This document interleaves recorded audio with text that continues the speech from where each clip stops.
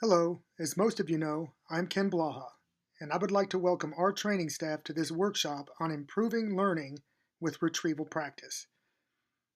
It is a powerful learning tool that cognitive science research has made known and we can easily include in our training. Before we get into the subject matter, let's look at the learning objectives for this workshop.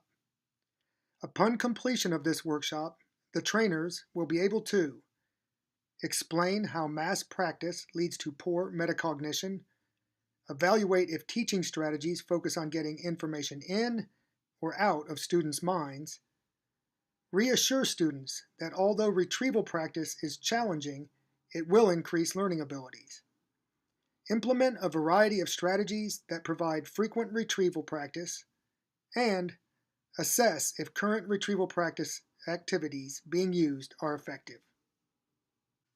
Now, let me give you some background on what retrieval practice is, what it is used for, and how cognitive science supports its use.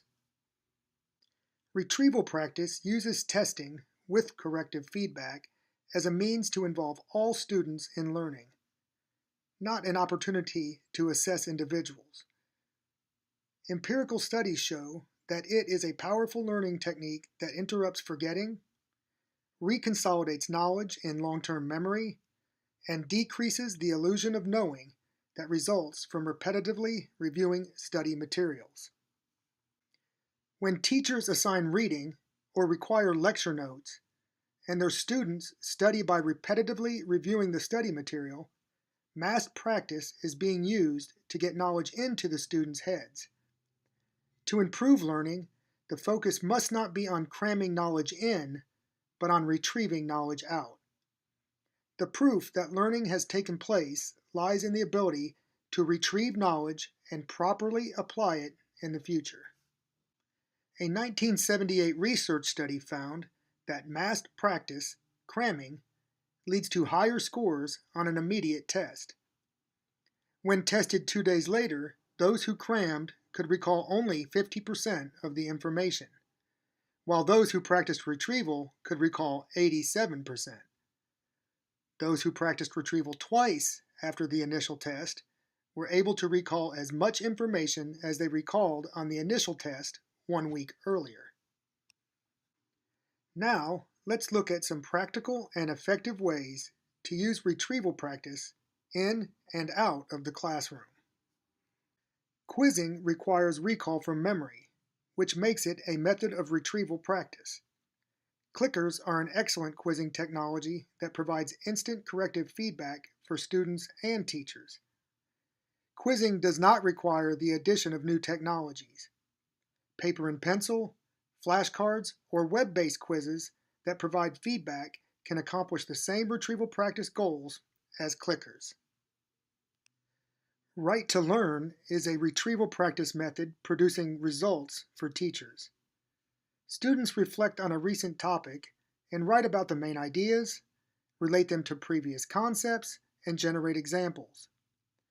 Mary Wenderoth gets results when her university biology students write a learning paragraph on a question from the week's topic to arouse retrieval and secure a week's learning before the weekend.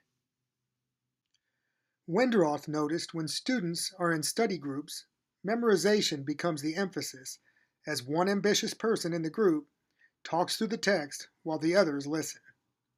She changed her class study groups into testing groups where everybody brings some piece of information and you share with your partners to come up with the answer to the question with the information retrieved from the collective memory without opening the textbook. Assign your students to spend 10 minutes at the end of each day to write everything they can remember from the class, then go to their notes to see what they forgot.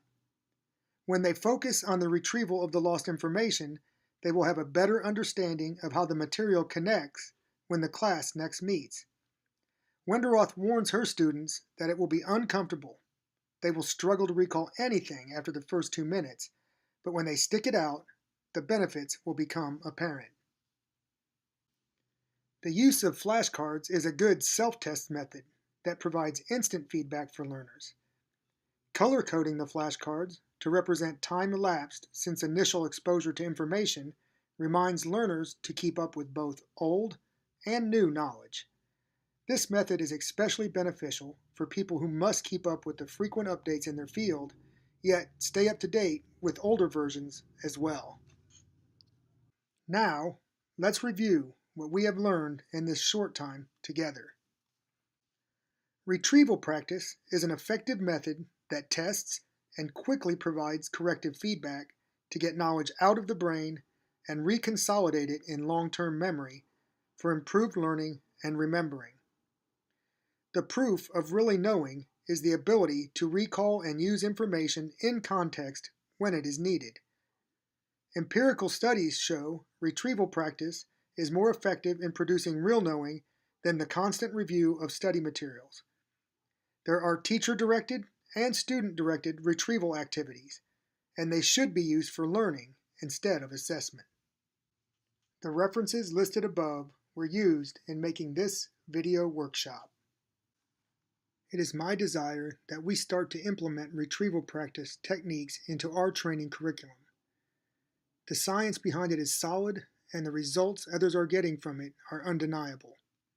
I hope this information has brought a few past experiences to memory that can help you relate retrieval practice as it compares to mass practice.